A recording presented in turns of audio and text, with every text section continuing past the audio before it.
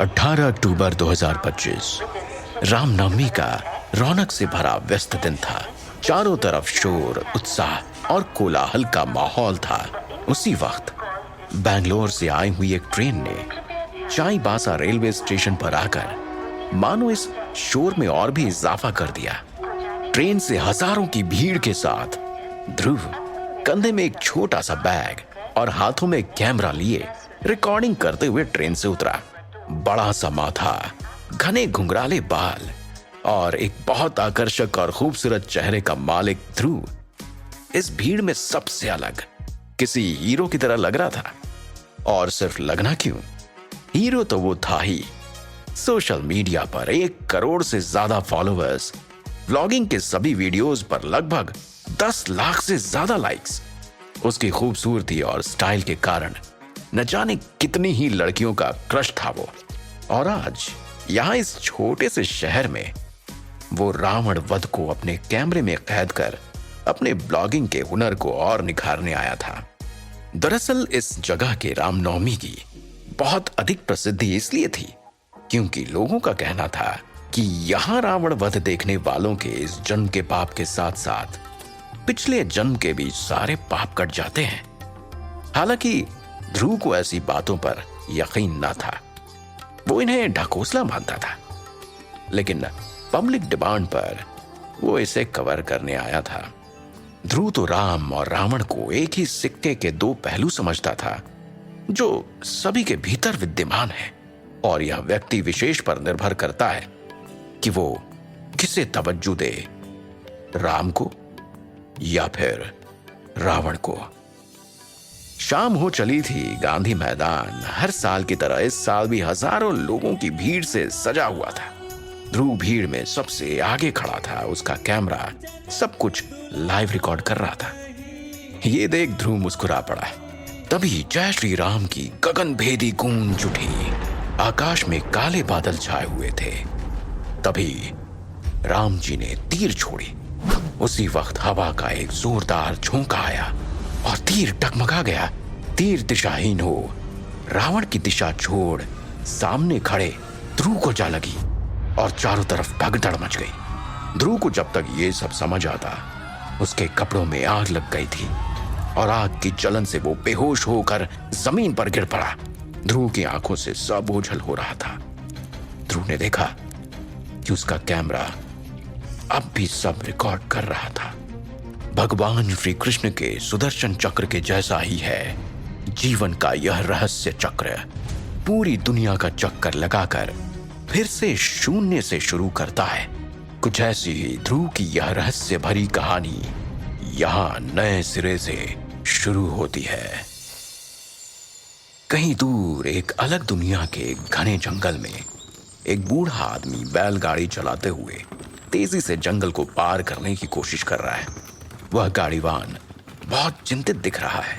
तभी टकराने की तेज आवाज के साथ गाड़ी का एक पहिया सड़क पर पड़े नुकीले पत्थर से टकराता है और गाड़ी रुक जाती है। गाड़ी में पीछे भूसे की ढेर पर बेहोश पड़े एक 17-18 साल के खूबसूरत नौजवान की नींद इस झटके और आवाज से खुली। मैं कहाँ हूं? ध्रुव ने पूछा। वो बहुत कमजोर महसूस कर रहा था।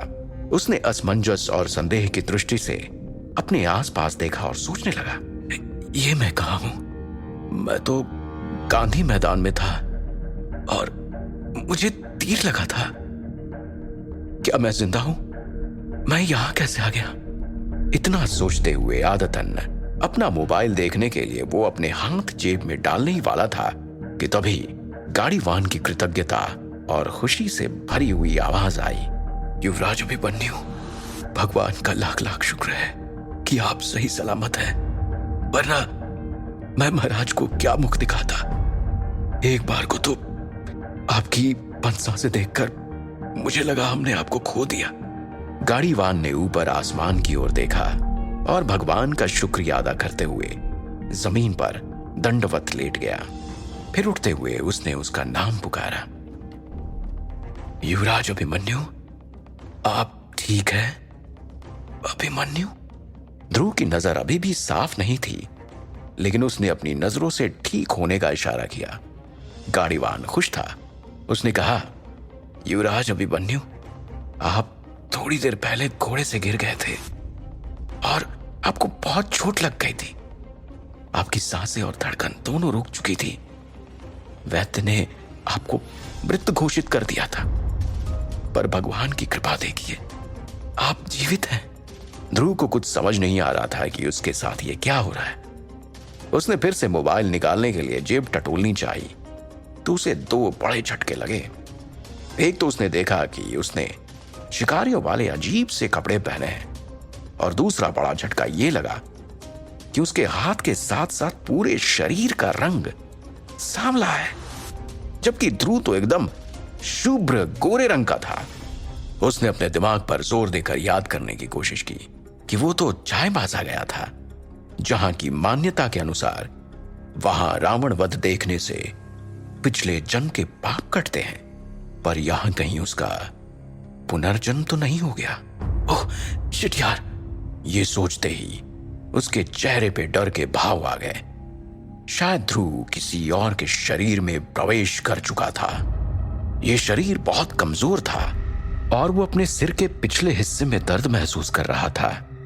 दिमाग पर ज्यादा जोर देने पर उसे ऐसी बहुत सारी यादें भी आ रही थी जो उसने कभी जी ही नहीं थी। ये यादें शायद इस शरीर की नहीं, लेकिन ऐसा कैसे हो सकता है? और इसी असमंजस के दबाव में वो फिर से बेहोश हो गया। कुछ समय बाद ध्रुव की नींद धीरे धीरे एक बिस्तर पर खुली और उसको फिर वही यादें परेशान करने लगी।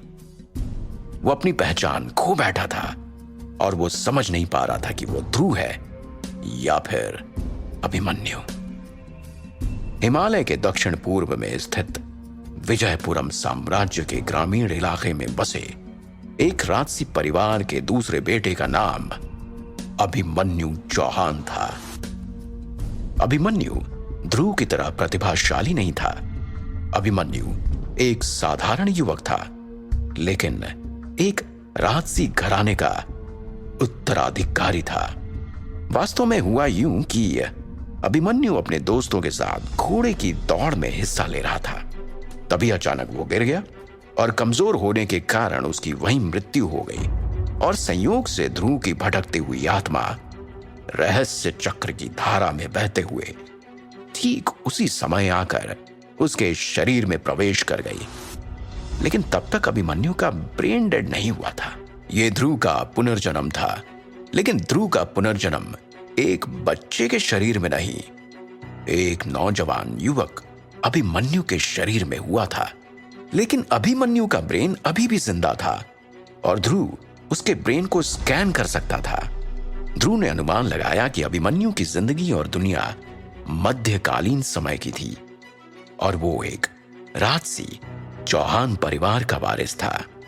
मुझे विश्वास नहीं हो रहा है कि मैंने पुनर्जन्म ले लिया है, वो भी समय के कितने पीछे। मुझे तो मोबाइल कंप्यूटर की नॉलेज है, यहां तो इलेक्ट्रिसिटी भी नहीं दिख रही।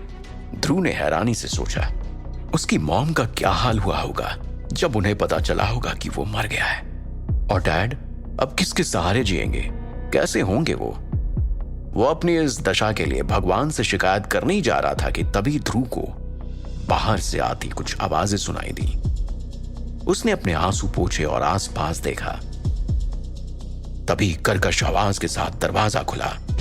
लाल रंग के कपड़ों में गंभीर चेहरे वाला एक अधेड़ उम्र का आदमी तेजी से अंदर आया। उसके हाथ में चांदी का एक छोटा सा कटोरा था और जिसमें कोई सब्जी और थाली भरकर पूड़ियां थीं। ध्रुव को पता था ये कौन है। ये अभिमन्यु का पिता था।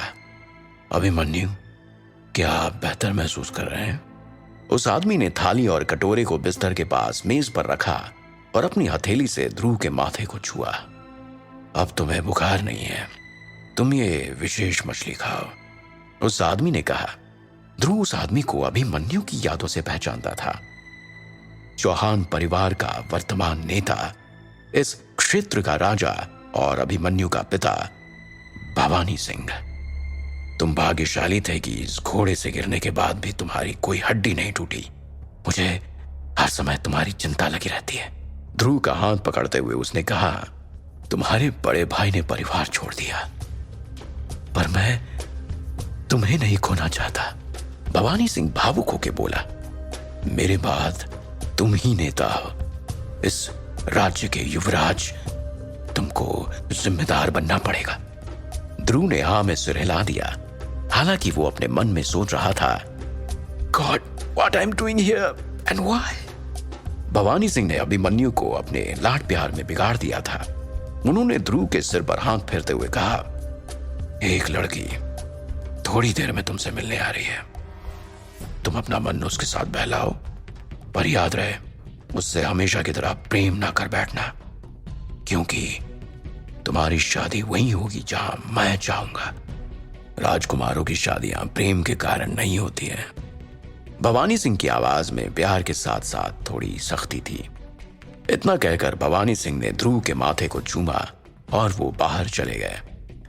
बाहर सेनापति और अन्य सैनिक महाराज के आने का इंतजार कर रहे थे। दरवाजा बंद होते ही ध्रुव खाने की ओर मुड़ा। सब्जी श्रीशा नाम की एक मछली की थी।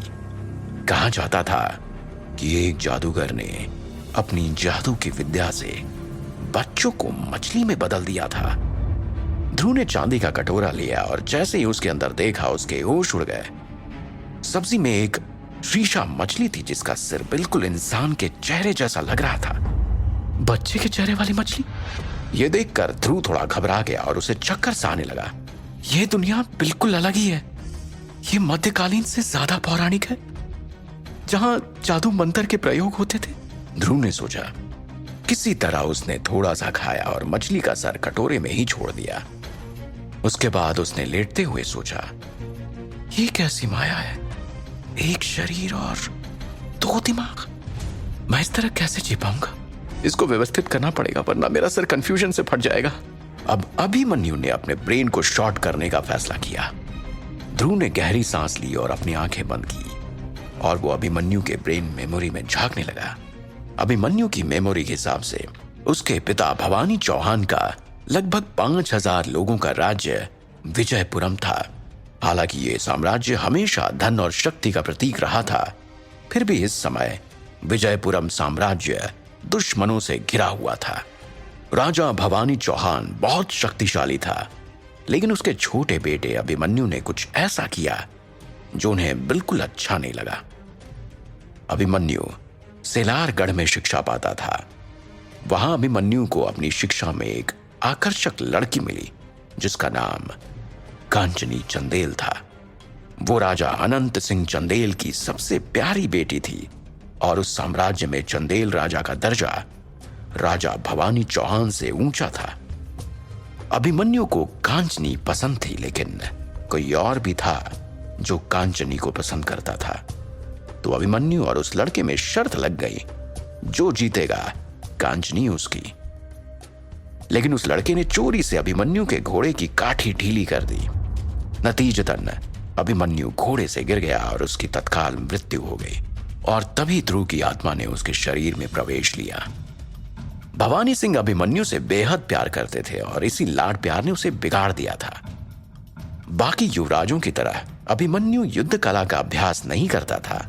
उसे सिर्फ लड़कियों में रुचि थी और वो पूरी तरह से एक अय्याश लड़का था। पूरे राज्य में कोई भी अभिमन्यु को पसंद नहीं करता था, पर भवानी सिंह के डर से उसे कोई कुछ नहीं कहता था। तो फिर क्या सिर्फ एक लड़की कांचनी के पीछे अभिमन्यु ने अपनी जान गंवा दी?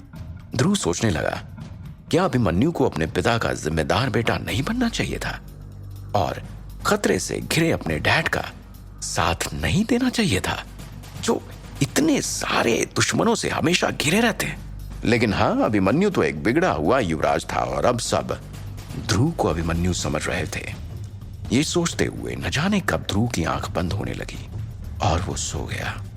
ध्रुव की आंख खुलते ही उसने खुद को रावण वध के मैदान में पाया। क्या ध्रुव वापस 2025 में लौट आया था? वो देख पा रहा था वहां लोगों की भगदड़ मची हुई थी और वो धू धू कर जल रहा है। ध्रुव अपने आप को बचाने की कोशिश करने लगा, लेकिन ध्रुव का शरीर जल रहा था। तभी एक पानी का टैंकर लाया गया और उस पे पानी डालकर उसकी आग बुझाने लगे, लेकिन ये क्या? ध्रुव अब खुद को देख पा रहा था। उसे उठाकर एक एम्बुलेंस में ले जा रहे थे। हॉस्पिटल में उसके परेशान माँ बाप उसके स्ट्रेचर के साथ भाग रहे थे कि अभिमन्यु वापस 2025 में लौट आया था। क्या रिश्ता है ध्रुव का अभिमन्यु से?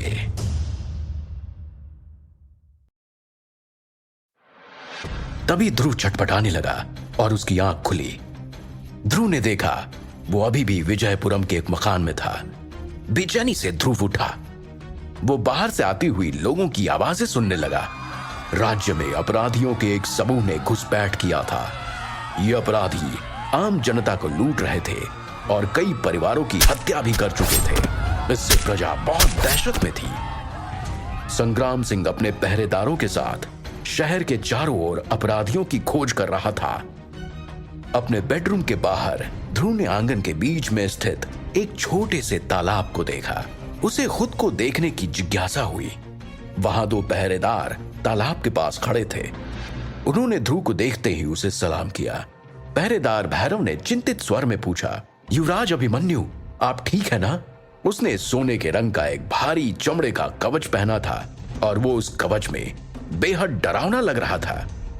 ध्रुव ने झुककर जल्दी से तालाब में झांका। पानी में उसे अभिमन्यु का अक्स दिखाई दिया। अभिमन्यु बिल्कुल उसकी तरह नहीं दिखता था। अभिमन्यु कमजोर था। गहरी बेचैनी के साथ ध्रुव ने अपना चेहरा पीछे कर लिया। किसी और के जिस्म में कैद ध्रुव की आत्मा इस कड़वे सच को सामने देख तड़प उठी और उसकी आंखें भर आई। क्या मुझे ये नई जिंदगी इस नए चेहरे और शरीर के साथ जीना होगा? जब मेरे पिछले जन्म का वजूद इस तरह मिट चुका है, जैसे उसका कहीं नामो निशान नहीं, तो मेरे शरीर के साथ मेरी यादें भी उसी दुनिया में पीछे छूट जानी चाहिए थी। अब मैं अभिमन्यु और अपनी यादों के बीच तालमेल कैसे बिठाऊंगा? क्या मेरे जीवन की यादें और मेरे अनुभव अभिमन्यु के जीवन को एक नई दिशा देने में सहायक बन पाएंगे? अभिमन्यु के चेहरे पर भाव इतनी तेजी से बदल रहे थे मानो पावर पॉइंट पर चल रहा कोई स्लाइड शो हो। दूसरा गार्ड सुखीलाल बहुत गौर से अभिमन्यु को देख रहा था।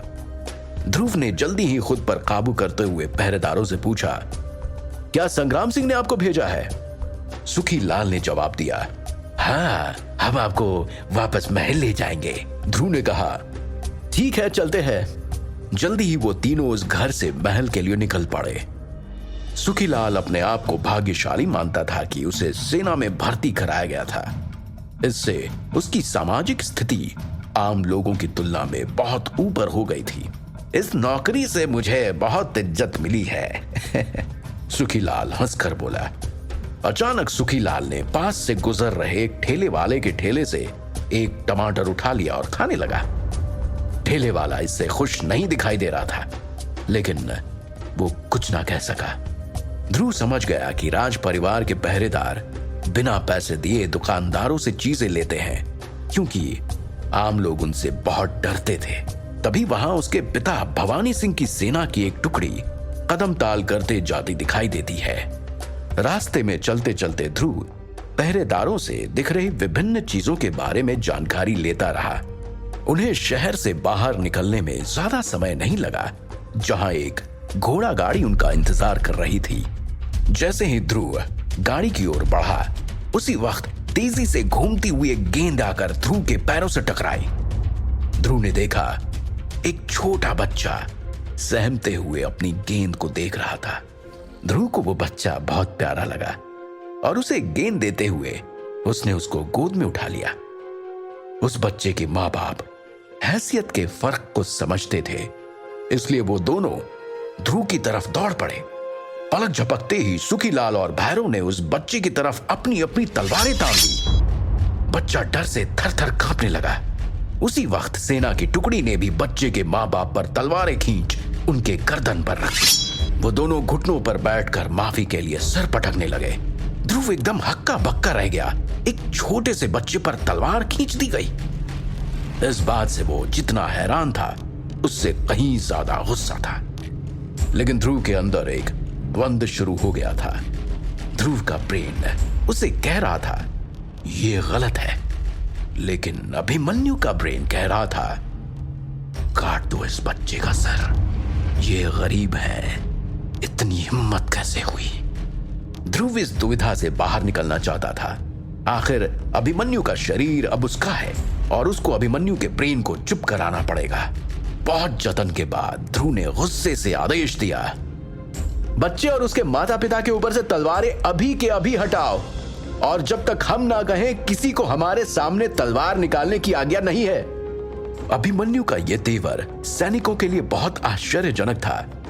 कईयों ने सोचा, कल तक तो ये अय्याश और कमजोर भरवार का प्रयोग करने वाला लड़का था, फिर आज ये ऐसे कैसे बोल रहा है? सैनिकों को अभिमन्यु की बात अटपटी लगी। वो एक दूसरे को आश्चर्य से देखने लगे, लेकिन सैनिकों ने तलवारें हटा दी और आगे बढ़ गए। बच्चे के माता पिता ने जमीन पर लेटकर ध्रुव को धन्यवाद दिया। ध्रुव के लिए यह बहुत अनोखा अनुभव था। वो सोचने लगा, क्या मैं अभिमन्यु की तरह बिहेव करने लगा हूं? फिर अभी मैंने उसकी सोच से अलग रिजेक्ट कैसे कर दिया? यही सोचते हुए वो भैरव और सुखीलाल के साथ गाड़ी पर चढ़ गया।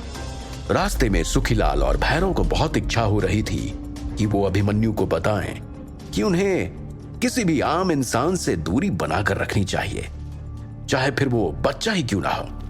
लेकिन अभिमन्यु के चेहरे के कठोर भाव को देखकर वो दोनों चुप ही रहे। वो लोग जल्दी ही चौहान परिवार के किले के दरवाजे पर पहुंच गए। ध्रुव गाड़ी से बाहर निकला। किला एक हरे भरे जंगल के भीतर बनाया गया था। किले के चारों तरफ सुरक्षा के लिए एक खाई बनी थी। वास्तव में वो किला ऊंची दीवारों से घिरा एक शहर ही था।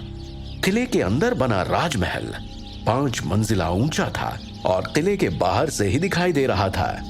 किले के मुख्य प्रवेश द्वार के सामने तलवारों के साथ कुछ पहरेदार तैनात थे। उन्होंने एक पुल को खाई पर उतारा और ध्रुव की गाड़ी किले के अंदर प्रवेश कर गई। सूर्यास्त से ठीक पहले का वक्त था और पीछे की ओर डूबते विशाल सूरज की किरणों की वजह से महल लाल रंग का दिखाई दे रहा था। ध्रुव को फूलों की खुशबू आई और उसे एक जाना पहचाना सा एहसास हुआ। ध्रुव ने पूछा, क्या राम सिंह यहाँ है? भैरव ने कहा, हाँ वो यहाँ है। हम आपको सुरक्षित यहाँ ले आए हैं और अब हम अपने काम पर वापस जा रहे हैं। महल के दरवाजे पर राम सिंह कई महिला पहरेदारों के साथ ध्रुव के स्वागत में खड़ा था। राम सिंह, मैं वापस आ गया। ध्रुव चिल्लाते हुए तेजी से राम सिंह के पास पहुंच गया।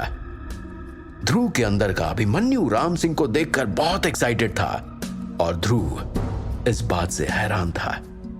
राम सिंह एक खानसामा था और अधिकतर वही महल में आने वालों का स्वागत करता था। वो यहां लगभग 30 सालों से काम कर रहा था। छोटे मालिक, अब आपको बस महल में ही रहना चाहिए और बेहतर होगा कि संग्राम सिंह यही आपकी शिक्षा की व्यवस्था करते। और अभी बाहर की स्थिति ठीक भी नहीं है। हमें नहीं लगता कि आपको अकेले बाहर रहने देना चाहिए, राम सिंह ने कहा। ध्रुव महसूस कर सकता था कि राम सिंह को उसकी कितनी चिंता थी। वहां सफेद कपड़े पहनी 2 जवान लड़कियां उनका इंतजार कर रही थी और राम सिंह को ध्रुव के साथ आते देखकर वो एक साथ उनके सम्मान में झुक गईं। युवराज अभिमन्यु, लड़कियों ने एक साथ कहा। शिल्पी और मान्या। ध्रुव ने अभिमन्यु की स्मृति में जल्दी से खोज की। बहुत लंबा समय गुजर गया, ध्रुव ने कहा और वो मुस्कुराया। अभिमन्यु जब भी उस महल में होता तो इन लड़कियों के साथ जरूर समय बिताता था और ये दोनों लड़कियां भी हमेशा अभिमन्यु को प्रभावित करने की कोशिश में लगी रहती थीं। हमने सुना है कि आप घायल हो गए थे, क्या अब आप ठीक महसूस कर रहे हैं? मान्या ने पूछा। मान्या 17 साल की थी। उसकी आवाज में एक अलग सी मादकता थी।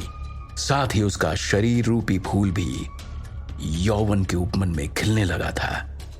उसकी कमर पतली और स्तन बड़े थे। ध्रुव को वो आकर्षक लगी और वो उसे कुछ देर तक देखता रहा। ऐसा लग रहा था कि मान्या समझ गई थी कि अभिमन्यु से देख रहा है, इसलिए शर्माने लगी। हालांकि उसने ऐसा दिखाया जैसे उसने अभिमन्यु की निगाहों पर ध्यान न दिया हो, लेकिन उसने धीरे से अपने ब्लाउज के कोने को कुछ यूं ठीक किया कि अभिमन्यु को उसके स्तनों की और बेहतर झलक मिल सके। ध्रुव की महल में वापसी पर स्वागत करने के लिए वहां बहुत लोग खड़े थे। मुझे अब अच्छा लग रहा है, चिंता ना करें। ध्रुव ने मुस्कुराते हुए सबसे विदा ली। मान्या उसे उसके कमरे तक पहुंचाने गई। अपने बेडरूम में आते ही ध्रुव एक गहरी सांस लेते हुए हताशा से बेड पर लेट गया। अब उसने गहराई से सोचा, मेरी मौत अगर रावण के वध के तीर से हुई तो फिर मेरी आत्मा किसी और युग में कैसे आ गई? और अगर मेरे दिमाग में किसी और की यादें हैं तो फिर मेरे शरीर का क्या हुआ? तभी ध्रुव को अपने शरीर पर कुछ रेंगता हुआ महसूस हुआ। झटके से उसने अपनी आंखें खोली और देखा मान्या उसके बगल में लेटी हुई थी और अपने कोमल हाथों से अभिमन्यु के सीने को सहला रही थी। ध्रुव को यह कतई पसंद नहीं आया, लेकिन स्त्री स्पर्श का आदि अभिमन्यु इस स्पर्श से आनंदित होने लगा। एक बार फिर अभिमन्यु और ध्रुव के दिमाग में नैतिकता और अनैतिकता का द्वंद्व शुरू हो गया। उम्र में कम लेकिन प्रेम रस में एक्सपीरियंस्ड मान्या अभिमन्यु के ऊपर चुंबनों की बरसात करने लगी। ध्रुव ने एक पल के लिए मान्या को परे धकेल दिया और उठकर बैठ गया। वो तेजी से हाँफ रहा था और उसके पूरे शरीर में जैसे बिजली की तरंगें दौड़ रही थी। काफी लंबे समय बाद अभिमन्यु से मिलने पर उसका ये रिएक्शन मान्या के लिए एक चुनौती थी। उसने पीछे से अभिमन्यु को अपनी बाहों में जकड़ लिया और अपने होठों से पागलों की तरह उसे बेतहाशा चूमने लगी। आखिरकार अभिमन्यु के अंदर बैठी ध्रुव की आत्मा अभिमन्यु की काम इच्छा के आवेग के सामने हार गई। अगले ही पल अभिमन्यु ने मान्या को बिस्तर पर पटक दिया और अपने पुराने अवतार में लौट आया और वो एक बेकाबू प्रेमी की तरह मान्या पर टूट पड़ा। अभिमन्यु के अंदर जलती ज्वाला अब शांत हो गई थी, लेकिन नैतिकता के जंग में हारा हुआ ध्रुव बेचैनी के सागर में डूब रहा था। अब ध्रुव के दिमाग में बहुत उथल पुथल होने लगी। परेशान होकर वो कमरे से बाहर निकल गया। टहलते हुए वो कमरे के बाहर बालकनी के किनारे तक पहुंच गया। वहां से उसे नीचे एक छोटा सा तालाब दिखाई दिया। ध्रुव ने जब बालकनी की रेलिंग के नीचे झुककर तालाब में देखा तो चांद की रोशनी में उसे अभिमन्यु का चेहरा पानी में कुछ ऐसा दिखाई दिया मानो उसमें कोई रहस्य छिपा है और उसका राज पारदर्शक पानी के सतह पर तैर रहा हो। उस पल ध्रुव के मन में पड़ी विचारों की धुंध धीरे धीरे साफ होने लगी।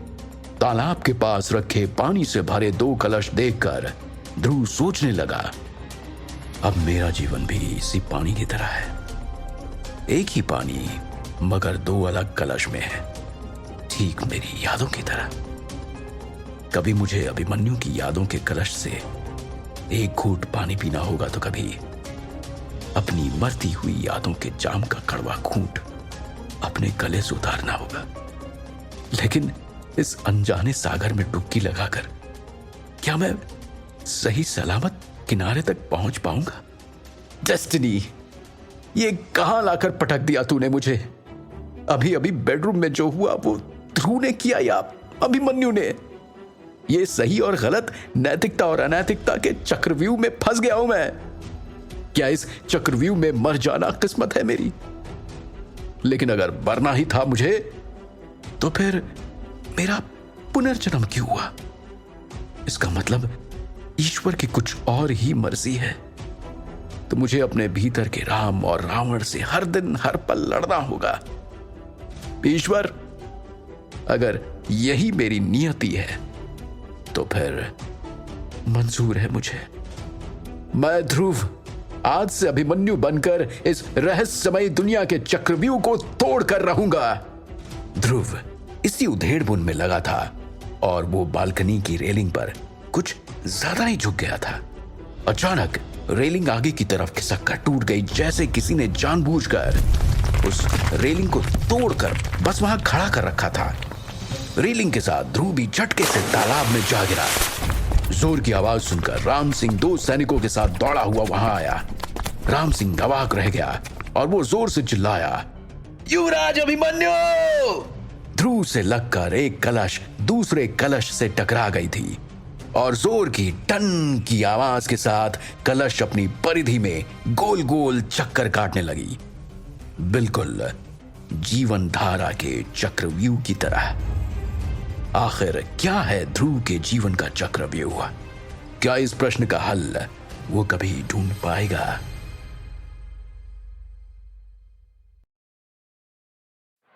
घबराया हुआ राम सिंह अभिमन्यु को तालाब से निकालकर उसके कमरे में ले गया।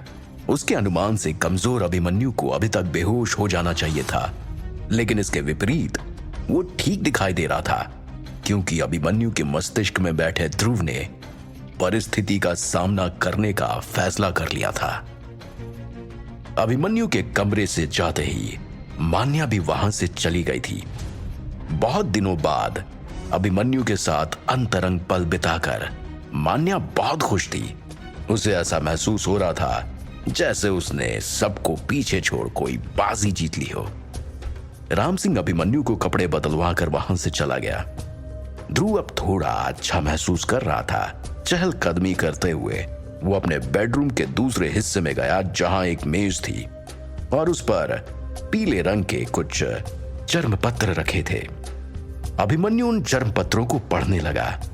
जो कागज अभिमन्यु ने उठाया था उस पर बहुत सुंदर शब्दों में लिखाई थी। अचानक बेडरूम के कोने से एक पतली सी आवाज आई। अभिमन्यु ने उस अंधेरे कोने की ओर देखा जहां से आवाज आ रही थी, और वहां लंबे बालों वाली एक लड़की घुटनों के बल जमीन पर बैठी थी। उसे देखकर ऐसा लग रहा था जैसे वो अचानक गिर पड़ी हो। ध्रुव ने तुरंत ही अभिमन्यु की यादों को खंगालना शुरू कर दिया। बड़ी आसानी से उसे सामने बैठी लड़की का नाम याद आ गया। सौम्या, तुम सौम्या हो ना? क्या तुम्हें चोट लगी है? तुम ठीक तो हो? अभिमन्यु खड़ा हो गया और सौम्या की ओर चल पड़ा। सौम्या डरी हुई थी। उसने सहमते हुए सभी सवालों के जवाब में सिर्फ एक ही शब्द कहा, हाँ। ये कहकर सौम्या एक अंधेरे कोने के पीछे जाने की कोशिश करने लगी। अभिमन्यु उसकी सूजी आंखों को देखकर यह समझ गया कि वो जरूर रो रही थी।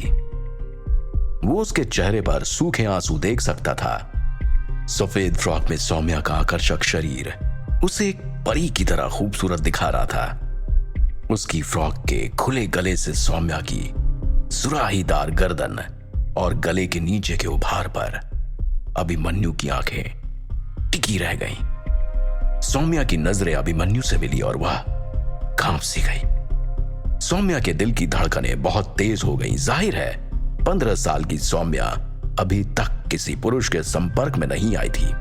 हालांकि उसके बदन पर यौवन ने पूरे जोश से दस्तक दे दी थी।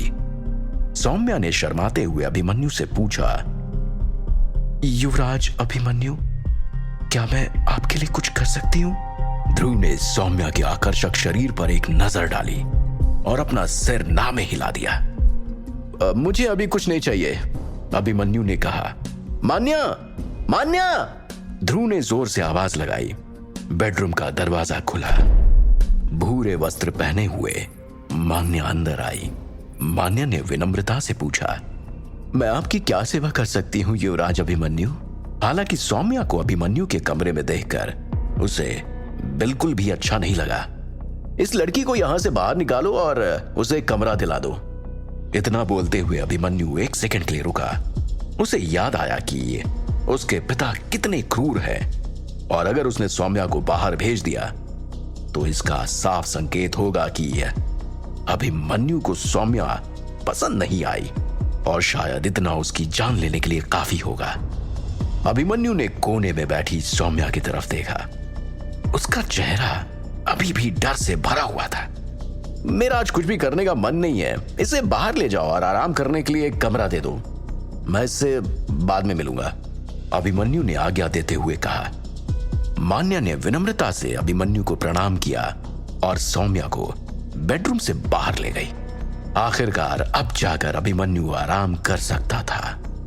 जब से उसने पुनर्जन्म लिया, तब से वो वास्तव में ये नहीं समझ पा रहा था कि उसे करना क्या चाहिए।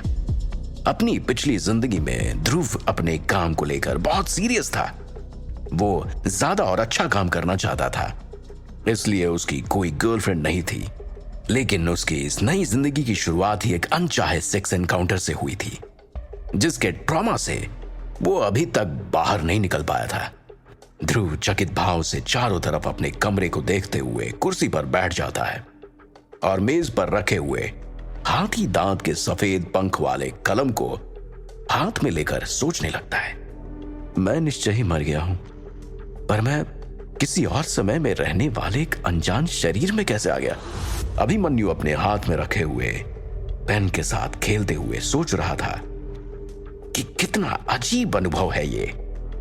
अभिमन्यु की याददाश्त के हिसाब से इस दुनिया में लोगों के पास काफी खतरनाक हथियार थे और वे अभी भी लंबी दूरी के हथियारों के रूप में धनुष और तीर का उपयोग कर रहे थे।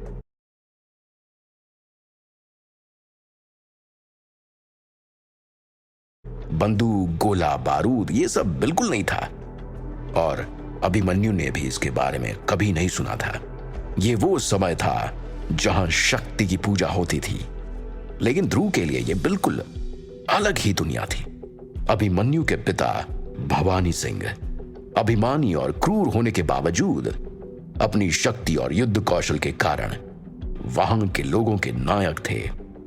कुछ दिनों पहले दूसरे साम्राज्य के साथ हुई भीषण युद्ध में भवानी सिंह ने अद्भुत पराक्रम दिखाया था, जिसमें उनके साम्राज्य का बहुत नुकसान हुआ।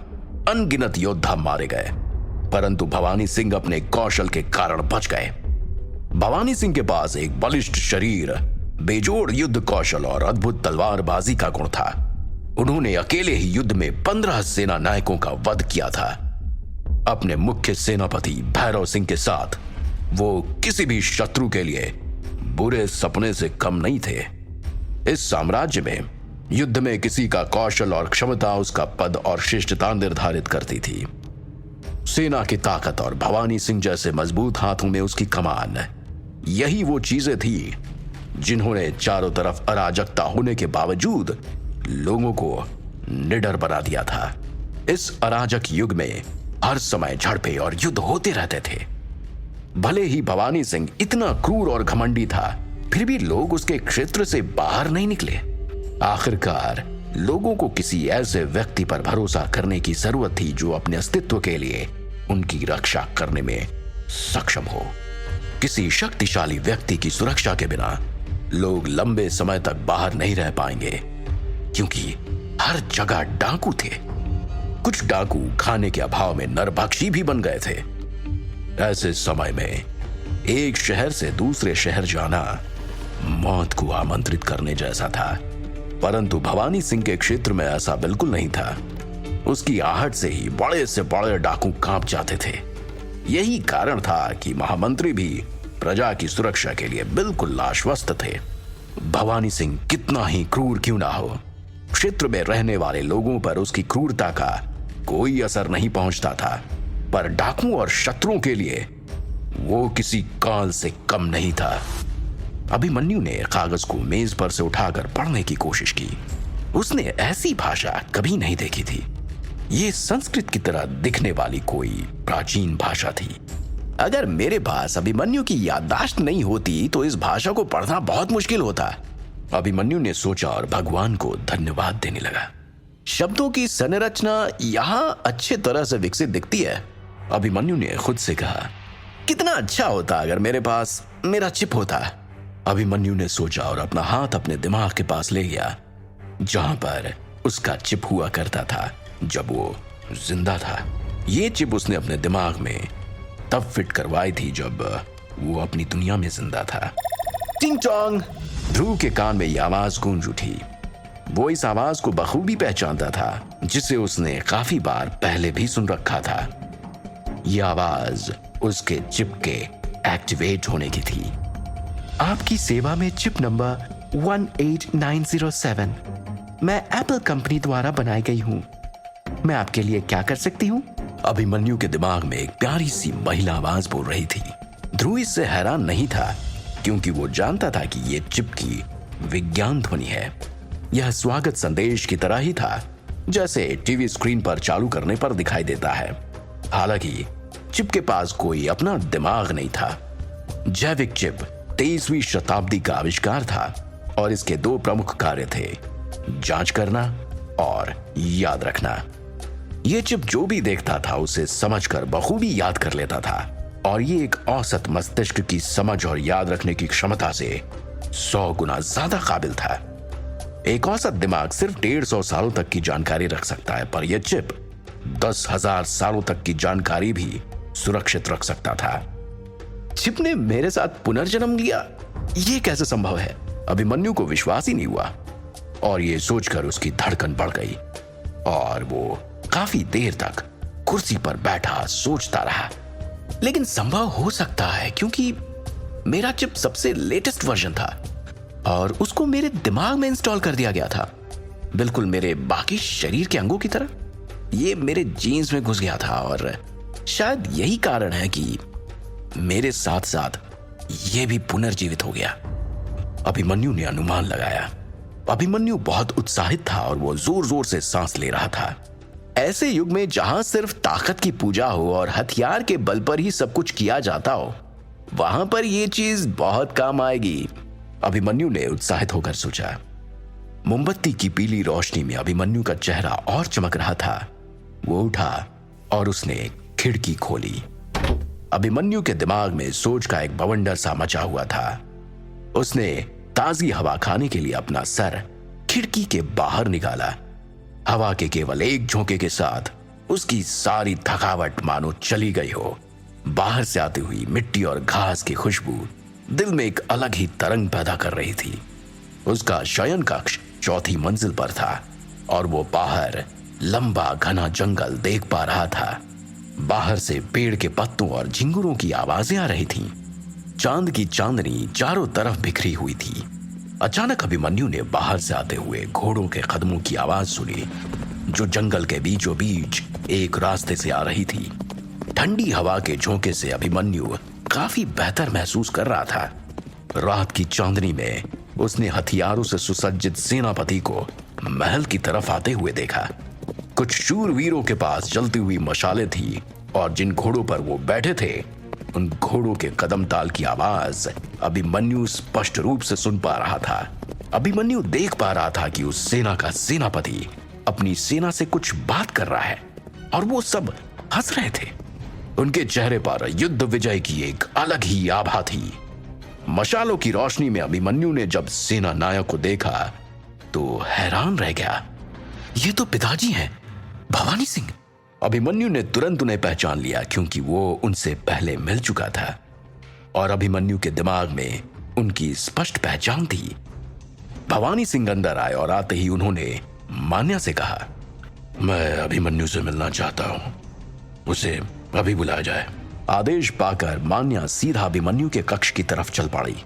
मान्या के लिए यह एक बहुत अच्छा मौका था अभिमन्यु से दोबारा मिलने का और वो इस मौके का सही इस्तेमाल करना चाहती थी। लगभग उसी समय अभिमन्यु के चिप में से मधुर आवाज आई, कृपया नाम दे। 0। अभिमन्यु ने वही पुराना नाम जारी रखा जो उसके चिप का नाम था जब वो जिंदा था। नाम की पुष्टि हो गई है, चिप में से आवाज आई। चिप कॉन्फ़िगर हो गया है, चिप का आनंद ले। अगर कोई शिकायत है तो कृपया 40355627 पर कॉल करें। उपयोग करने के लिए धन्यवाद। ध्रुव का चिप के साथ इस दुनिया में रिकनेक्ट हो जाना मानो डूबते को तिनके का सहारा मिल जाने जैसा था। वो अचानक ही एक अजनबी दुनिया में आ गया। ये टाइम ट्रैवल के जैसा था जहां उसके लिए सबके चेहरे अनजान थे पर रिश्ते उधार के थे और पल पल बदलते हालात उसे हर पल नई चुनौती दे रहे थे। ध्रुव ने चिप को टेस्ट करने की सोची। इसके लिए उसने सबसे पहले अपने कमरे की जांच करना तय किया। ध्रुव ने कमरे की दीवार पर अपना दायां हाथ रखा और अपने मन में चिप को कमांड दिया, 0। इस दीवार की स्ट्रेंथ क्या है?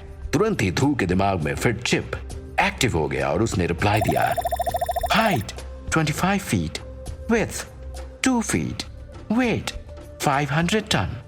चिप ने यह इंफॉर्मेशन ध्रुव के दिमाग में दिया था। फिर भी चिप के सफल संचालन से ध्रुव के चेहरे पर एक हल्की सी मुस्कान आ गई।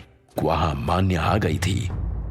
दरवाजे की ओट में खड़ी होकर उसने देखा कि अभिमन्यु अपने आप ही मुस्कुरा रहा है। वो ये सब आश्चर्यचकित रूप से देख रही थी। ये युवराज अभिमन्यु क्या कर रहे हैं? मान्या ने सोचा, कहीं घोड़े से गिरने की वजह से इनके दिमाग पर बुरा असर तो नहीं पड़ गया है? ये खुद से क्या कह रहे हैं और अपने में ही क्यों मुस्कुरा रहे हैं? ये सोचते सोचते मान्या ने दरवाजे पर हाथ रखा और दरवाजा एक जोर की आवाज के साथ खुल गया। अभिमन्यु ने चौंक कर पीछे देखा। मान्या को देख वो थोड़ा घबरा गया। उसे इस बात का डर था कि कहीं मान्या को यह पता ना चल जाए कि अभिमन्यु के शरीर में रहने वाला वो कोई और है। कहीं अभिमन्यु की पोल तो नहीं खुल जाएगी? कहीं ये पता तो नहीं चल जाएगा कि वो अभिमन्यु नहीं बल्कि कोई बहरूपिया है?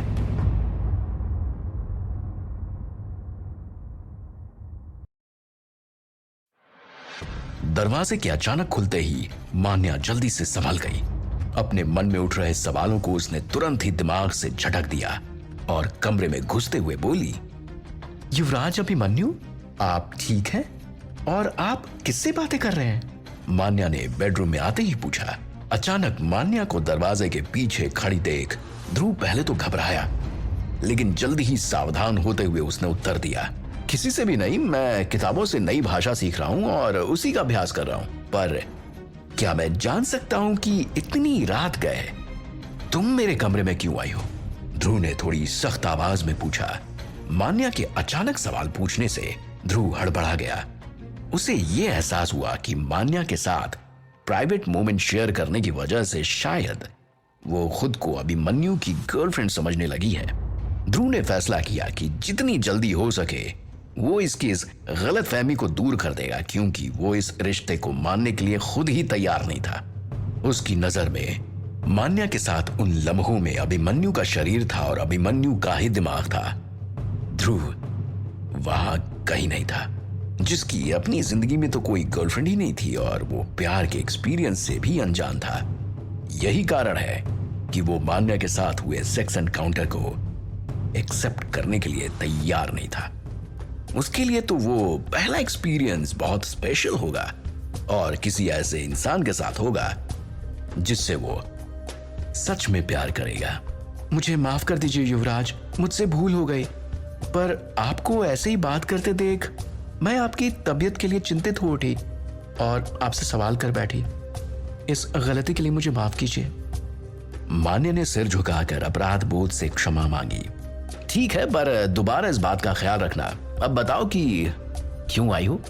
ध्रुव ने राहत की सांस लेते हुए पूछा। मान्या ने हामी भरी और कहा, महाराज भवानी सिंह ने आपको याद किया है और वो आपसे अभी मिलना चाहते हैं। ध्रुव भी भवानी सिंह से मिलने के लिए उत्सुक था। वो तुरंत ही चल पड़ा। मोमबत्ती की रोशनी में ध्रुव और मान्या गैलरी पार करते हुए घुमावदार सीढ़ियों से नीचे चले गए। वे दूसरी मंजिल की सीढ़ियों पर पहुंचे।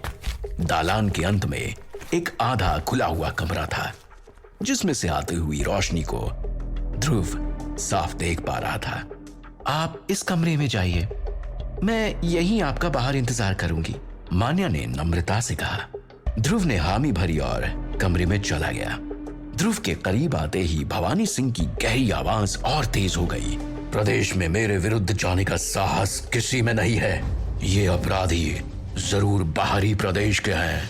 भवानी सिंह ने आत्मविश्वास से भरे लहजे में कहा। कमरे के अंदर से एक और गहरी आवाज आई और वो थी सेनापति संग्राम सिंह की। मुझे भी ऐसा ही लगता है। उनकी वेशभूषा और हथियारों की शैली के आधार पर ऐसा प्रतीत होता है कि वो निश्चय ही पूर्व के हैं। सारे अपराधी काफी प्रशिक्षित थे। ये कोई साधारण डाकू नहीं है और मुझे लगता है कि ये सलादीन साम्राज्य के हैं, जो शायद 4 साल पहले हुई घटना का बदला ले रहे हैं। भवानी सिंह ने कहा, पर मुझे ऐसा नहीं लगता, क्योंकि उनके और हमारे साम्राज्य के बीच में काफी विशाल जंगल फैला हुआ है, जिसे पार करके आना बहुत कठिन है।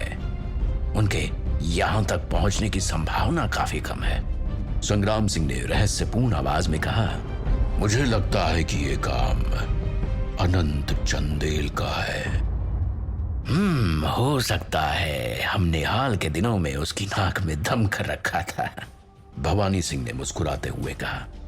ध्रुव ने दरवाजे पर दस्तक नहीं दी, वो चुपचाप बाहर खड़ा रहा। वो जानता था कि उसके पिता और संग्राम सिंह ने उसके कदमों की आहट सुनी थी और वे जानते थे कि वो बाहर खड़ा है। बातों बातों में संग्राम सिंह का ध्यान ध्रुव की ओर गया और उसने थोड़ा नम्र होते हुए कहा, आप अंदर आ सकते हैं अभिमन्यु। जी, ध्रुव ने कहा और उसने दरवाजा खोला। संग्राम चचा और पिताजी, मैं आ गया, ध्रुव ने कहा और अभिमन्यु की याददाश्त में झांकने लगा। उसने देखा कि भवानी सिंह और संग्राम इस साम्राज्य के सबसे मजबूत स्तंभ हैं, जिनकी वजह से साम्राज्य टिका हुआ है और दुश्मनों से सुरक्षित है। भवानी सिंह संग्राम सिंह को सिर्फ एक सेनापति नहीं बल्कि अपना सबसे अच्छा दोस्त भी मानते हैं। जब भी साम्राज्य पर संकट आया, दोनों ने बहुत जाबाजी से उसका सामना किया। ध्रुव ये सब सोच ही रहा था कि तभी भवानी सिंह ने इशारा करते हुए कहा, बैठ जाओ। ध्रुव आज्ञा का पालन करते हुए धीरे से बैठ गया। बाहर के हालात ठीक नहीं है। सलादीन साम्राज्य और हमारे साम्राज्य के बीच युद्ध होने की बहुत अधिक संभावना है और मुझे पता चला है कि ये सलेड़गढ़ के अनंत चंदेल भी उनका साथ दे रहे हैं। इसका कारण हमारे साम्राज्य की भौगोलिक रचना है। हमारा क्षेत्र दोनों देशों की सीमाओं के बीच में है और व्यापार यही से संभव है। मैंने अपने एक आदमी को बंदरगाह पर भेजा है जहां से हमें हथियार मिल सकते हैं। जल्दी हमारे पास हथियारों का जखीरा होगा। भवानी सिंह ने संग्राम सिंह से फिर बात करना शुरू कर दिया। ध्रुव बगल में बैठकर दोनों को गौर से देखने लगा। संग्राम सिंह को उसने पहली बार देखा था। संग्राम सिंह देखने में बहुत गुस्सैल नजर आता था और उसकी लंबाई लगभग 6 फुट 5 इंच थी, जो काफी हट्टा कट्टा था। उसके सिर पे बाल नहीं थे और उसने गहरे काले रंग का लोहे का कवच पहन रखा था। अपने बाएं कान में उसने चांदी का कुंडल पहना हुआ था और उसके चेहरे पर तलवार की चोट का एक बहुत गहरा निशान था। कुल मिलाकर वो बहुत भयानक लगता था। जीरो, मेरे सामने बैठे इन दोनों लोगों की ताकत और युद्ध कौशल की जांच करो, ध्रुव ने मन में ही चुप से कहा। अचानक उसकी आंखों के सामने बहुत सारी जानकारी किसी झरने की तरह बहने लगी। ध्रुव जानता था कि इस दुनिया में शक्तिशाली होना बहुत जरूरी है। ताकतवर होकर ही वो जो चाहे यहां पर कर सकता है और खुद को जिंदा बचाए रखने के लिए भी ये जरूरी है। और इसलिए उसने दोनों की ताकत का अंदाजा लगाने का निश्चय किया। भवानी सिंह और संग्राम काफी समय तक क्षेत्र में हो रहे अराजक तत्वों पर बात करते रहे और बीच बीच में भवानी सिंह ध्रुव को भी देख रहे थे कि वो सुन रहा है या नहीं। वो चाहते थे कि ध्रुव यानी कि अभिमन्यु अब युद्ध और सुरक्षा की चीजों में रुचि ले, क्योंकि आगे साम्राज्य की कमान उसी के हाथ में जानी है। पर ध्रुव तो कहीं और ही खोया हुआ था। वो चिप से निकली हुई जानकारियों को अपनी आंखों के सामने तैरता हुआ देख रहा था। भवानी सिंह, जांच करने के बाद परिणाम, ताकत 2 से अधिक है, फुर्ती 2 से अधिक है और सहन शक्ति 2 से अधिक है। संग्राम सिंह, संवेदी जानकारी के आधार पर परिणाम, ताकत 3 से अधिक है, फुर्ती लगभग 1 है और सहन शक्ति 3 से ज्यादा है। ध्रुव के दिमाग में जीरो ने जानकारी दी। ध्रुव हैरान था, क्योंकि जहां से वो आया था वहां एक सामान्य और स्वस्थ इंसान के सारे गुण 1 से अधिक नहीं होते। फिर ये दोनों इतने ताकतवर कैसे हो सकते हैं? ध्रुव ने हैरानी से सोचा। परिणामों के अनुसार ध्रुव के पिता और संग्राम सिंह काफी हद तक सुपरमैन थे, जिन्हें वो फिल्मों में देखा करता था। उनके शक्ति अंक 2 और 3 से अधिक थे, जिसका मतलब यह था कि उनके पास 2 या 3 सामान्य वयस्क पुरुषों के बराबर शक्ति थी। इतनी शक्ति तो उसके पसंदीदा सुपर हीरो में भी नहीं थी। जब एक बार चिप की मदद से टीवी देखते हुए उसने उनकी शक्तियों की जांच की थी, ध्रुव अवाक था। फिर उसने मन में ही चिप से कहा, जीरो, मेरी ताकत की जांच करो। ध्रुव की आंखों के सामने नीले रंग में जानकारी आ गई। उसने पढ़ना शुरू किया। अभिमन्यु सिंह शक्ति जांच परिणाम। ताकत 0.3 से कम है, फुर्ती 0.4 से कम है और सहन शक्ति 0.7 से कम है। क्या? ध्रुव एक बार फिर अवाक हो गया। ये तो किसी बच्चे की ताकत से भी बहुत कम है। ध्रुव की दुनिया में भी 14 साल की उम्र के एक सामान्य किशोर की ताकत का स्कोर 0.5 और फुर्ती का स्कोर 1.2 होगा। अभिमन्यु इतना कमजोर है, ये कैसे संभव है? ध्रुव सोच रहा था। हो सकता है कि शायद ये शरीर अभी भी घायल है, इसलिए इसकी ताकत इतनी कम आ रही है। वो थोड़े दिनों के बाद फिर से जांच करेगा। ध्रुव ने खुद से कहा। अब तक भवानी और संग्राम सिंह अपनी योजनाओं के बारे में बात करना बंद कर चुके थे और अब उन्होंने अपना ध्यान ध्रुव की ओर किया। कल से अभिमन्यु आप संग्राम सिंह के साथ लड़ने का हुनर सीखना शुरू करेंगे, भवानी सिंह ने कहा। ध्रुव ने कहा, जी पिताजी। आप शारीरिक क्षमताओं के मामले में बहुत कमजोर हैं और अब मैं चाहता हूं कि आप अपनी कमजोरियों से ऊपर उठें, भवानी सिंह ने चिंतित स्वर में कहा। ध्रुव जानता था कि अगर अभिमन्यु का शरीर इतना ही मजबूत होता तो वो घोड़े पर से गिरने मात्र से मर नहीं जाता। जी पिताजी। ध्रुव ने सिर हिलाया। क्या आपकी तबीयत ठीक हो रही है? क्या अब आप पहले से अच्छा महसूस कर रहे हैं? संग्राम सिंह ने विनम्रता से पूछा। जी चाचा जी, मैं कसरत और प्रशिक्षण के साथ और जल्दी सुधार महसूस करूंगा, ध्रुव ने जवाब दिया। अच्छी बात है, संग्राम सिंह ने सिर हिलाया। अगर तुम्हें कुछ भी अलग सा खाने का मन हो तो तुम मनीषा को आदेश दे देना, वो रसोइयों की मालकिन है। कल ही मैंने अपने इन्हीं दोनों हाथों से एक बैल को मारा है। अगर तुम चाहो तो उसका मांस खा सकते हो, वो तुम्हें मजबूत बनाने में मदद करेगा। ठीक है, अब सो जाओ, भवानी सिंह ने कहा। इतना सुनकर ध्रुव उठा और उन दोनों को प्रणाम करके जाने लगा। कैंडल स्टैंड पकड़े हुए मान्या तब तक अंधेरे में अकेले वहां खड़ी रही जब तक ध्रुव बाहर नहीं आ गया। ध्रुव मान्या के पास पहुंचा और कहा, यहाँ और लोग क्यों नहीं हैं और पूरे दलान में इतना अंधेरा क्यों है?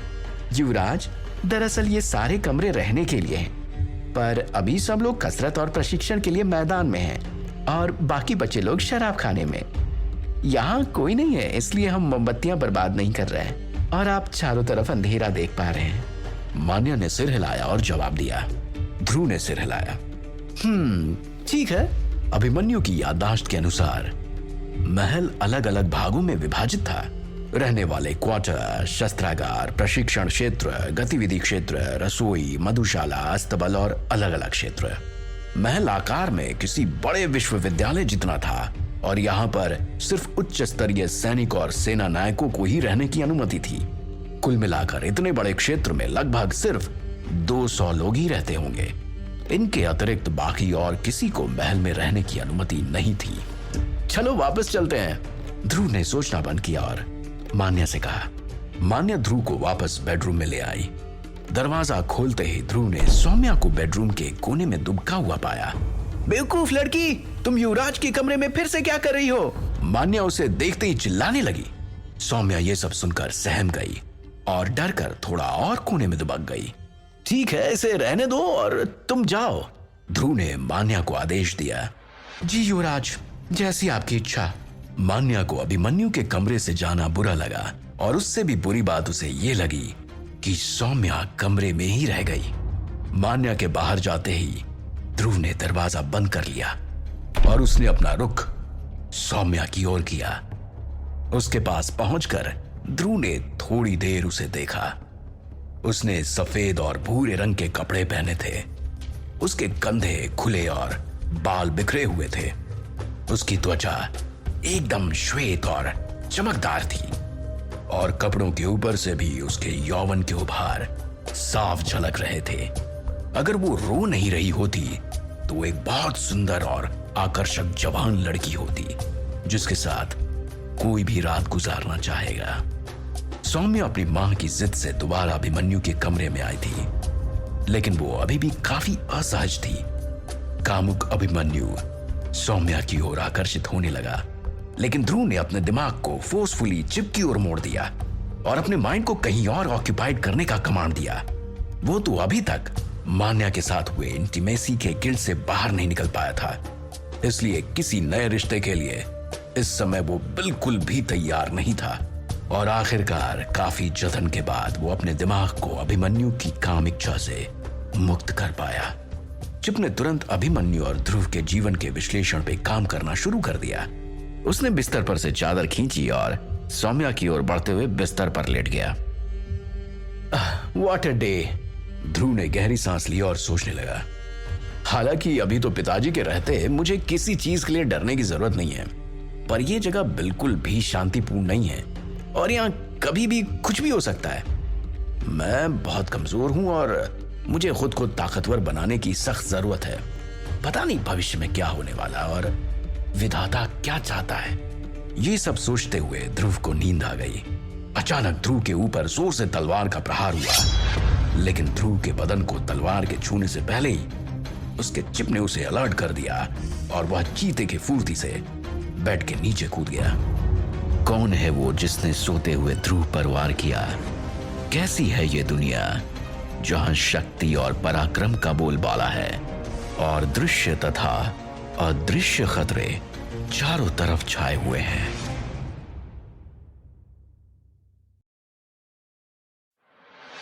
ध्रुव ने जमीन पर बैठते हुए उस वार करने वाले का चेहरा देखने की कोशिश की, लेकिन उस व्यक्ति ने चेहरे पर एक नकाब पहन रखा था। ध्रुव ने चिप से मदद मांगने की सोची, तभी उसके सर पर एक तेज हाथ आकर लगा और ध्रुव की आंखें खुल गईं। तो उसे यह एहसास हुआ कि इस अजनबी दुनिया में वो एक भयानक सपना देख रहा था, जबकि इस दुनिया में रहना ही उसके लिए एक बहुत डरावने सपने जैसा था। ध्रुव पसीने से तरबतर हो गया था। पूरी रात गहरी नींद में सोने के बावजूद थकान उसके चेहरे पर साफ तौर से दिखाई दे रही थी। ध्रुव ने देखा कि उसके सर के पास सौम्या का हाथ है। तो इस हाथ ने मुझे उस भयानक सपने से जगाया। ध्रुव ने सोचा और देखा कि सौम्या उसके बगल में बेफिक्र होकर बहुत गहरी नींद में सो रही थी। सोते हुए वो बहुत मासूम लग रही थी। ध्रुव ने गौर किया कि उसके मोजे और कोट किसी ने उतार दिए थे। उसने सोचा कि सौम्या ने ही उसके सोने के बाद ऐसा किया होगा। अभिमन्यु के याददाश्त के मुताबिक वो उससे पहली बार पहाड़ पर मिला था, जहां वो शिकार के लिए गया हुआ था और सौम्या वहां बकरियां चरा रही थी। उसे देखते ही अभिमन्यु उसकी तरफ आकर्षित होने से खुद को रोक नहीं पाया और अपने पिता भवानी सिंह से कहकर उसने उसे महल में बुलवा लिया। सौम्या एक किसान परिवार से थी और उसका परिवार ये बात बखूबी जानता था कि अभिमन्यु का उसकी तरफ आकर्षित होना उसके लिए किसी सौभाग्य से कम नहीं है, और इसलिए उसके परिवार ने उसे महल में भेज दिया ताकि परिवार वालों की बेहतर जिंदगी सुनिश्चित हो सके। इतनी छोटी सी उम्र में सौम्या ऐसे किसी भी बेनामी रिश्ते में बंधना नहीं चाहती थी। जंगलों में पली बढ़ी सौम्या राजसी जीवन जीने की लालसा नहीं रखती थी। ऐसे में महल में आकर खुद को अभिमन्यु के हवाले कर देना उसके लिए बहुत मुश्किल काम था, लेकिन अपने मां बाप के जिद के कारण उसे यह करना पड़ा। और इस बात की गंभीरता सौम्या को लगातार बेचैन कर रही थी। सुबह का समय था। बाहर से एक हल्की रोशनी पर्दों से छनकर बेडरूम में आ रही थी और बाहर से आते हुए प्रशिक्षण और कदमताल की आवाज भी ध्रुव स्पष्ट सुन पा रहा था। अंगड़ाई लेते हुए ध्रुव बिस्तर से उतरा और उसने ध्यान दिया किसी सामान्य और स्वस्थ आदमी की तरह। सुबह उठते ही लिंग में होने वाले तनाव को वो भी महसूस कर पा रहा था, जो कि एक बहुत अच्छा संकेत था कि उसकी तबीयत में सुधार हो रहा है। तभी अचानक उसने अपनी पीठ के पास एक नर्म स्पर्श अनुभव किया। सौम्या भी उठ चुकी थी और रात भर अभिमन्यु के साथ एक ही बेड पर सोने के बाद भी वो काफी अच्छा महसूस कर रही थी, क्योंकि अभिमन्यु ने सौम्या के साथ बहुत ही नर्म व्यवहार किया था और उसके साथ कोई भी जबरदस्ती करने की कोशिश नहीं की थी। इस बात से सौम्या अभिमन्यु के प्रति आकर्षक महसूस करने लगी। उसे महसूस हुआ कि अभिमन्यु को समझने में शायद उससे गलती हुई थी। उसकी नजर में तो अभिमन्यु की छवि एक बिगड़ैल अय्याश की थी, मगर उसका अनुभव इससे अलग रहा। उठने के बाद सौम्या की नजर सीधा अभिमन्यु के तने हुए लिंग की तरफ गई और ये देख सौम्या शर्माने लगी। उसे समझ नहीं आ रहा था कि वो क्या करे। युवराज अभिमन्यु, क्या मैं आपके लिए कुछ कर सकती हूं? उसने हल्के स्वर में पूछा। अभिमन्यु का सौम्या के साथ कुछ भी करना उसके लिए एक वरदान साबित होता, जिससे उसकी महल में सुरक्षा और जगह दोनों सुनिश्चित हो जाती और साथ ही उसके परिवार की गरीबी का अंत भी हो जाता। पहले जहां वो इस बात को लेकर एक कश्मकश में थी, वही अब वो चाहती थी कि अभिमन्यु उसमें रुचि ले। सौम्या की प्यार भरी मधुर आवाज सुनकर ध्रुव एक बार को अपना नियंत्रण खो बैठा, पर अंतःकरण में कहीं गहराई में वो जानता था कि वो अभिमन्यु नहीं है और उसे इससे ज्यादा जरूरी काम है जिन पे फिलहाल उसे ध्यान देना चाहिए। खुद को रोककर लहजा बदलते हुए ध्रुव ने कहा, क्या तुम मेरे लिए कलश पानी ले आओगी? मुझे मुंह धोना है। हाँ, लाती हूं। थोड़ी सहमी हुई सौम्या जैसे ही बिस्तर से नीचे उतरी, वो दुगने वेग से ध्रुव की गोद में गिर गई। रात को सोते हुए सौम्या की फ्रॉक ध्रुव के पैरों के नीचे दब गई थी, इसलिए झटके से उठने पर सौम्या का संतुलन बिगड़ गया और वो ध्रुव की गोदी में गिर गई। ध्रुव इस हादसे के लिए तैयार न था। अपनी गोद में पड़ी हुई सौम्या को देखकर ध्रुव के दिल की धड़कन तेज होने लग गई। उसके पूरे शरीर में एक तनाव सा महसूस होने लगा और एक बार फिर से ध्रुव के ऊपर अभिमन्यु हावी होने लगा। उसने बहुत हल्के से सौम्या के सिर पर हाथ फेरा, लेकिन अगले ही पल ध्रुव को एहसास हुआ कि वो अभिमन्यु नहीं है और वो झटके से उठकर खिड़की के पास जाकर खड़ा हो गया। सौम्या ने अभिमन्यु की इस असहजता को महसूस किया और चुपचाप कमरे से बाहर चली गई। सौम्या के बाहर जाते ही ध्रुव ने राहत की सांस ली। ध्रुव की नैतिकता उसे किसी 15 साल की लड़की के साथ ऐसा कुछ भी करने की इजाजत नहीं दे रही थी, पर बात सिर्फ नैतिकता की नहीं थी। उससे भी जरूरी यह था कि ध्रुव के लिए प्यार एक ना टूटने वाला कमिटमेंट था और वो अभिमन्यु की जिस्मानी आकर्षण वाले रवैये से सहमत नहीं था। ये सब सोचते हुए ध्रुव उठा और बाहर क्या हो रहा है देखने के लिए खिड़की के सामने गया।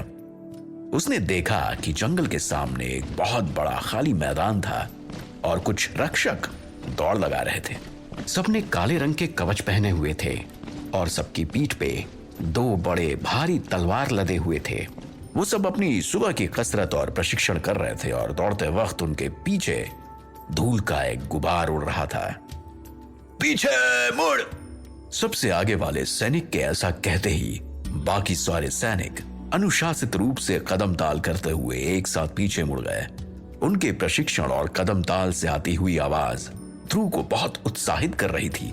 मुझे अब उन तरीकों के बारे में सोचना चाहिए जिससे मैं खुद को एक सक्षम और ताकतवर योद्धा बना सकूं, ध्रुव ने खुद से कहा। मेरी चिप के 2 मुख्य कार्य हैं, एक जांच करना और दूसरा याद रखना। पर किसी भी चीज को जांच करके उसको मेरे अंदर आत्मसात करने के लिए मुझे बहुत ज्यादा जानकारी इकट्ठा करने की जरूरत है। अगर मैं अपने शरीर को मजबूत करने के साथ साथ लड़ने का हुनर सीखना चाहता हूं तो सबसे अच्छा तरीका होगा ज्यादा से ज्यादा प्रशिक्षण करना, ताकि चिप वो सब देखकर वो सारी जानकारियां हूबहू याद कर सके।